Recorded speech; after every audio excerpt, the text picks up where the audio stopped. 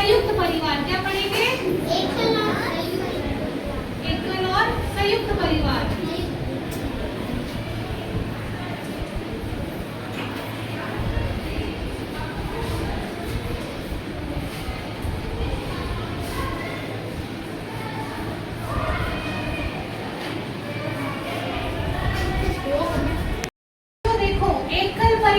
एकल परिवार किसे कहते हैं?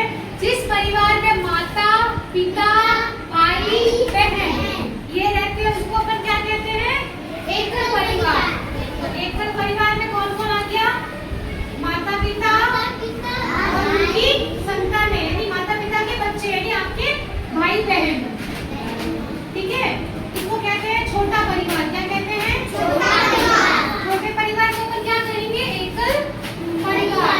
ये देखो एकल परिवार कौन सा? ये वाला जिसमें माता पिता और उनके बच्चे। छोटा परिवार कहलाता है एकल परिवार। अब अपन बात करते हैं संयुक्त परिवार की। किसकी बात करते हैं? संयुक्त परिवार में कौन कौन होता है? किसको पता है संयुक्त परिवार में कौन कौन रहता है? बताओ, आप बताओ, आप बताओ।